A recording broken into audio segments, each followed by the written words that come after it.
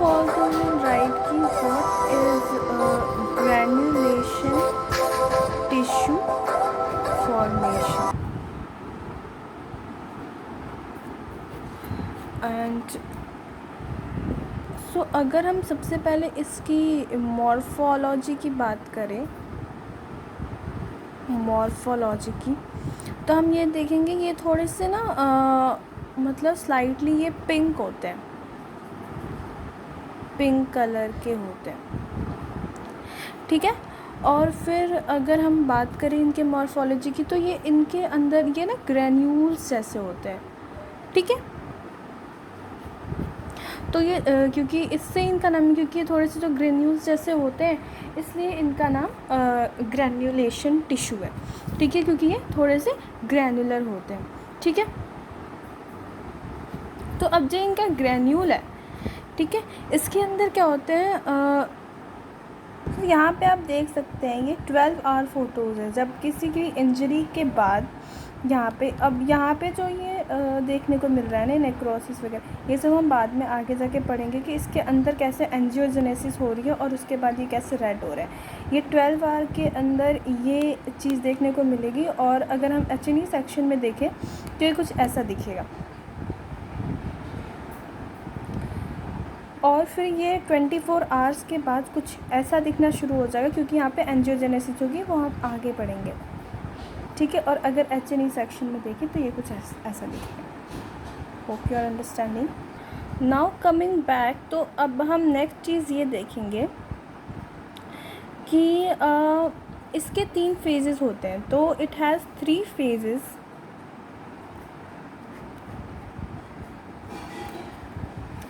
First तो हमारा है phase of inflammation,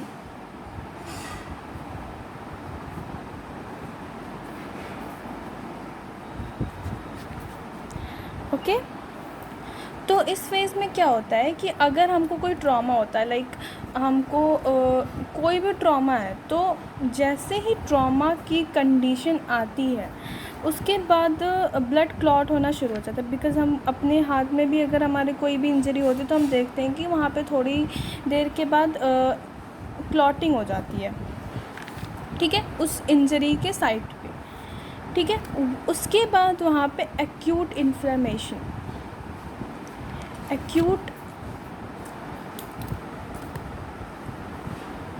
acute inflammation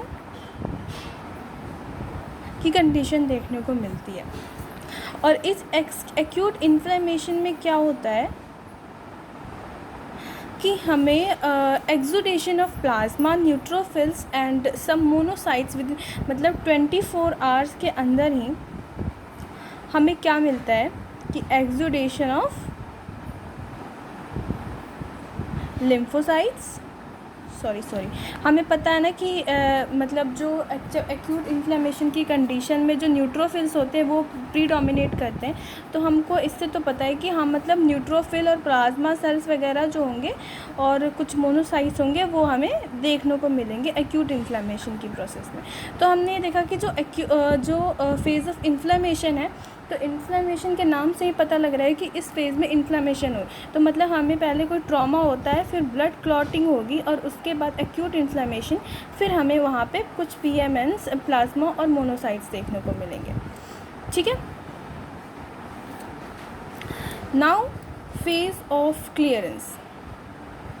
अब ये जो फेज़ ऑफ क्लियरेंस है, इसमें क्या होगा कि ये जो हमारे जो भी न्यूट्रोफिल्स हैं, जो इस वाली फेज़ में हम एक्यूट इन्फ्लेमेशन के केस में एक्सुडेट हो रहे हैं, इस वाले केस में जो ये न्यूट्रोफिल्स और ऑटोलाइटिक एंजाइम्स जो डेड टिश्यू सेल्स, अब हम इस फेज़ ऑफ क्लियरेंस में मतलब इस हमने देखा था इन्फ्लेमेशन की कंडीशन देखने को मिल रही है, तो लेकिन फेज़ ऑफ क्लियरेंस में हमें ये देखने को मिलेगा कि इसमें सेल्स जो है वो मतलब वो जो साइट है वो क्लियर हो रही है। यहाँ पे जो न्यूट्रोफिल सिक्रिएट हो रहे थे, ये प्रोटियोलाइटिक एंजाइम्स प्रोड्यूस करेंगे, लिबरेट करेंगे, और जो डेड टिश्यू सेल्स हैं, ठीक है, जिन टिश्यू सेल्स ट्रॉमा की वजह से जो डेड हो चुके हैं वो ऑटोलाइटिक एंजाइम्स लिबरेट करेंगे, और जो मैक्रोफेजेस है वहाँ पे दिखेंगे, वो जो उनका जो फैगोसाइटिक अपने एक्टिविटी को वो शो करेंगे।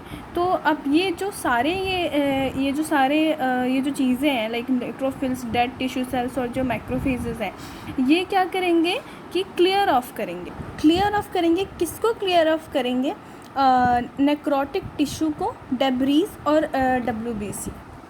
तो ये क्लियर ऑफ करेंगे नेक्रोटिक टिश्यू, डेब्रीज जो भी होंगे और RBC को भी। मतलब कि कोई भी, जैसे हमें कोई भी ट्रॉमा होता है लाइक कोई हमारी ये स्किन है हमारी, अगर इस पर कोई ट्रॉमा हो जाता है तो यहाँ पे सबसे पहले क्लॉट की फॉर्मेशन होती है।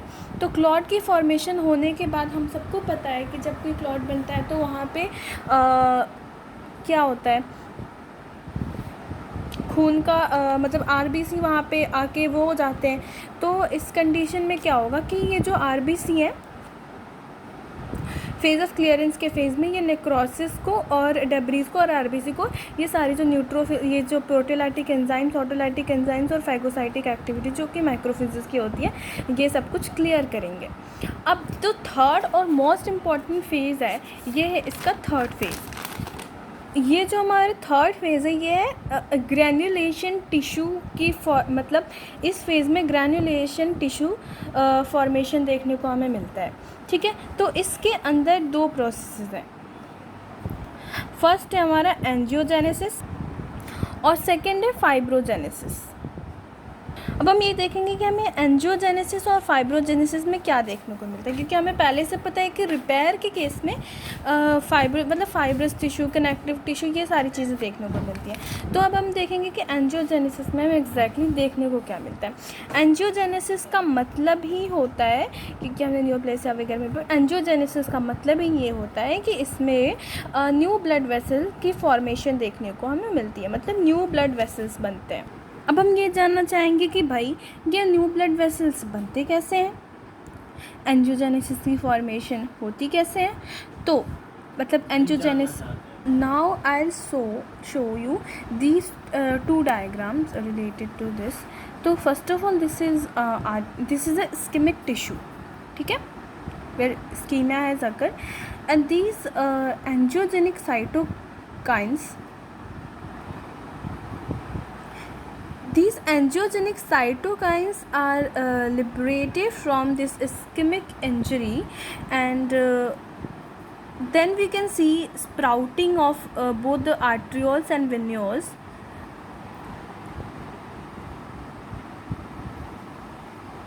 And after this we can see the endothelial division and migration of this endothelial division. Now we can see the complete capillary formation. If you understand this, then you can understand the theory too. So, and I will show you next diagram. Here focus, you see this, okay. So here is the growth factor gradient. If you can see this here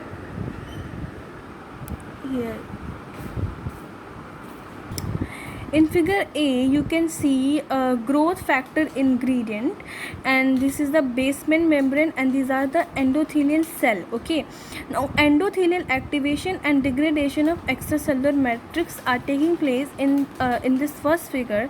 And now tip stalk cell selection, tip और stalk, मतलब ये जो tip या फिर stock की formation हो रही है यहाँ पे ग्रोथ फैक्टर की वजह से, तो selection guided sprouting stalk cell, इसको हम स्प्राउटिंग कहते हैं, ये जो स्टॉक की फॉर्मेशन होती है।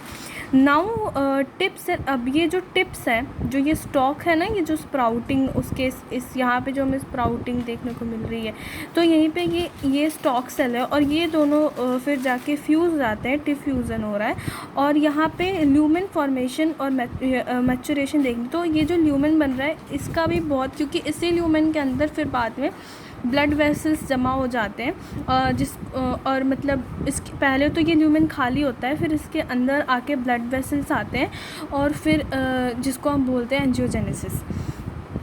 और यहाँ पे फिर परफ्यूज़न की का केस हमको देखने को, इनिशिएशन फ्लो, मतलब फिर इसके अंदर ब्लड फ्लो शुरू हो रहा है, and differential branch maturation. Now we come back to theory. So we were here कि angiogenesis में न्यू ब्लड वेसल फॉर्मेशन हमको देखने को मिलता है. इसके बाद हमने 2 डायग्राम्स किए. नाउ हम देखेंगे कि ये जो न्यू ब्लड फॉर्मेशन होता है कैसे. ये जो एंडोथेलियल सेल्स है हमारे, वहाँ पे ये जो मान लें एंडोथेलियल सेल्स है हमारे, यहाँ पे जो इसके लिए हमें यही डायग्राम करना है कि ये जो ग्रोथ फैक्टर है, ये जो ग्रोथ फैक्टर्स हो सकते हैं, ये तो या फिर तो ये वेस्कुलर एंडोथेलियल ग्रोथ फैक्टर हो सकता है, या पीडीजीएफ कह सकते हैं, टीजीएफ बीटा.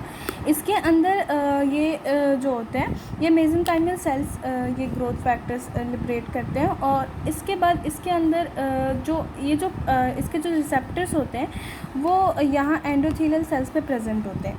तो ये कैसे एंजियोजेनेसिस की जो प्रोसेस है वो कैसे स्टिमुलेट होती है, क्योंकि जो बेसमेंट मेम्ब्रेन है, इसके एंडोथेलियल सेल के ऊपर वाली जो बेसमेंट मेम्ब्रेन है, ये प्रोटीलाइटिक डिस्ट्रक्शन कॉज करती है, जिसकी वजह से जो ग्रोथ फैक्टर्स है वो रिलीज़ होते हैं. मेसेंकाइमल सेल्स जो होते हैं वो ग्रोथ फैक्टर्स रिलीज़ करते हैं, वीईजीएफ या पीडीजीएफ बीटा. और ये इसके जो रिसेप्टर्स होते हैं वो एंडोथेलियल सेल्स पे प्रेजेंट होते हैं, और फिर ये इस पे आके बाइंड होता है, जिसके बाद यहाँ पे हमें स्प्राउटिंग या ये जो स्टॉक और टिप की फॉर्मेशन शो होती है. और फिर ये जो टिप फ्यूज़न के बाद यहाँ पे ल्यूमेन की फॉर्मेशन होती है. और ये जो ल्यूमेन है इसके अंदर फिर जो ब्लड फ्लो शुरू होता है. पहले तो ये पूरा मतलब ऐसे सॉलिड होता है इसके अंदर, और बाद में इसके अंदर फिर फ्लो शुरू होता है. और ये काफ़ी बार हमको ये देखने को मिलता है कि इसके अंदर हमें एडिग्मा देखने को मिलता है, लाइक एडिमेटस फ्लो एक हमको देखने को मिलता है. तो इसीलिए इस टाइम पे थोड़ी स्वेलिंग्स देखने को मिलती है हमें ये एंजियोजेनेसिस वाले. अब हम नेक्स्ट देखेंगे fibrogenesis. So to understand fibrogenesis, we will understand this diagram. This is taken from Harsh Mohan. So here we can see neovascularization. Here these dots you can see. This is neovascularization, and this is in the matrix. Okay, this is in the matrix. तो जो new fibroblast originate होंगे वो originate होंगे fibrocytes से, और originate होंगे फाइब्रोसाइट से. और कुछ सेल साइकिल्स है भी जो कि हम मतलब देखते हैं, जो हमने माइटोटिक सेल साइकिल में पहले से पता है. If you don't know then make me know, I will make a video on that too if you like this video. तो फाइब्रोब्लास्ट, तो जो फाइब्रोब्लास्ट होते हैं ना, उनके अंदर मॉर्फोलॉजिक और functional characteristics smooth muscle cells के भी होते हैं, जैसे कि मायोफाइब्रोब्लास्ट के. ठीक है. तो जो कोलेजन फाइब्रल्स होते हैं वो अपेयर होने लग जाते हैं. यहाँ हमें देख सकते हैं ये जो हमारे कोलेजन फाइब्रल्स हैं ये अपेयर होने लग जाते हैं. और फिर ये जो कभी कभी ये मायोफाइब्रोब्लास्ट को भी वो करते हैं कि जैसे ही लगते हैं. ठीक है. तो जो कोलेजन फाइबर्स होते हैं ये 6th डे को देखने को मिलते हैं हमें इसके अंदर. तो जैसे जैसे मैच्योरेशन प्रोसीड होता रहता है, more and more collagen fibres जो होते हैं वो उनका नंबर भी बढ़ता जाता है. और जो एक्टिव फाइब्रोब्लास्ट और जो न्यू ब्लड वेसल्स होते हैं वो डिक्रीज़ होने लग जाते हैं, क्योंकि अब उनका कोई काम नहीं है, क्योंकि अब हीलिंग का जो प्रोसेस है अब धीरे धीरे उनको टाटा बाय बाय बोलने वाला है, क्योंकि हील हो चुका होगा. तो कोलेजन फाइबर एंजियोजेनेसिस से अपने अपने घर चले जाते हैं. तो इस तरह से जो इनएक्टिव लुकिंग जो स्कार फॉर्मेशन होता है, अगर इफ़ यू वांट कि स्कार और इसमें क्या डिफरेंस है, I will make a video on that too. If you like this video make me know. तो वो देखने को जिसको हम बोलते हैं सिकाट्राइजेशन, तो वो देखने को मिलता है. तो मतलब हमें ये हम मतलब ओवरऑल ये कह सकते हैं कि ये जो न्यूरोवास्कुलराइजेशन ये हमारा एच.एन.ई. सेक्शन ग्रेनुलेशन टिश्यू का, जहाँ पे एक्टिव ग्रेनुलेशन टिश्यू है जिसके अंदर इन्फ्लेमेटरी सेल इन्फिल्ट्रेट है. और ये है हमारा मतलब एक 200 माइक्रोस्कोप से लिया हुआ रियल डायग्राम. और ये हमने जो उन्होंने बनाया है। तो ये न्यूरोवास्कुलराइजेशन है। इसके अंदर और क्या क्या चीज़ें देखने को मिली, प्लाज्मा सेल्स जो कि एक्यूट इन्फ्लेमेशन के टाइम पे देखने को मिलता है, और एक्यूट इन्फ्लेमेशन के टाइम पे हमें मैक्रोफेजेस भी देखने को मिलते हैं, लिम्फोसाइट्स देखने को मिलते हैं, अल्सर्स देखने को मिलते हैं। और ये जो फाइब्रोब्लास्ट हम देख सकते हैं ना, ये फाइब्रोब्लास्ट, ये जो मायोफाइब्रोब्लास्ट की तरह दिख रहे हैं, ये देखने को मिलता है, और ये न्यूट्रोफिल्स है। तो मतलब एक्यूट इन्फ्लेमेशन के टाइम पे हमें इससे भी याद हो सकता है कि न्यूट्रोफिल्स, लिम्फोसाइट्स और प्लाज्मा सेल्स देखने को मतलब माइक्रोफेजेस। और ओवरऑल फिर ये माइक्रोफेजेस और ये प्लाज्मा सेल्स और न्यूट्रोफिल्स जो है, ये सारे एंजाइम सिक्रिएट करते हैं, और ये माइक्रोफेज फैगोसाइटिक एक्टिविटी शो करते हैं, जिसकी वजह से क्लियरेंस होनी शुरू हो जाती है। और क्लियरेंस के बाद दो phase of granulation tissue formation होती है, और ग्रैनुलेशन टिश्यू फॉर्मेशन के टाइम पे एंजियोजेनेसिस और फाइब्रोजेनेसिस होता है। एंजियोजेनेसिस के टाइम पे क्या होता है, जो वेस्कुलर और पीडीजीएफ फैक्टर है वो रिलीज़ होते हैं उनके अंदर, और जो ये बेसमेंट मेम्ब्रेन होते हैं उनके एंडोथेलियल सेल्स होते हैं, उनके अंदर बेसमेंट मेम्ब्रेन के ब्रेकेज की वजह से एंडोथेलियल सेल्स शो होता है, और एंडोथेलियल सेल्स के अंदर रिसेप्टर्स प्रेजेंट होते हैं, जो कि ये जो ग्रोथ फैक्टर्स आते हैं उससे आके चिपक जाते हैं, हाय हाय बोलते, और फिर ये जो दोस्ती कर लेते हैं, और फिर ये इनके अंदर स्प्राउटिंग देखने को मिलती है, और उसके बाद वो ल्यूमेन बनाते हैं। और ल्यूमेन तो पहले सॉलिड होता है, बट बाद में वो एडेनोमेटस, और फिर मतलब उसके अंदर ब्लड वेसल्स देखने को मिलते हैं, और ये जो ब्लड वेसल्स होते हैं वो मैट्रिक्स के अंदर होते हैं। और फिर उसके बाद हम ये जो पूरी प्रोसेस है, उसके बाद इसके ऊपर तो वो थिन शेल होती है, तो इसके अंदर फिर वो फाइब्रोसिस, इसके बाद फाइब्रोसिस का प्रोसेस शुरू होता है, जिसके अंदर जो कोलेजन फाइबर्स देखने को मिलते हैं इसके अंदर, और फिर ये जो फाइबर्स हैं ये धीरे धीरे डिक्रीज़ होने लग जाते हैं जैसे ही हीलिंग का प्रोसेस 6th डे में, फिर ये ख़त्म होने लग जाता है। तो जैसे जैसे ख़त्म होने लग जाता है ये भी अपने अपने घर चले जाते हैं और हीलिंग हो जाती है, और ऐसे हमारा ठीक हो जाता है, और स्कार की फॉर्मेशन। तो इसके बाद अगर if you want I will upload contraction of wounds. तो if you want the me to upload second topic of repair, that is contraction of wounds, then let me know. Tata, bye bye.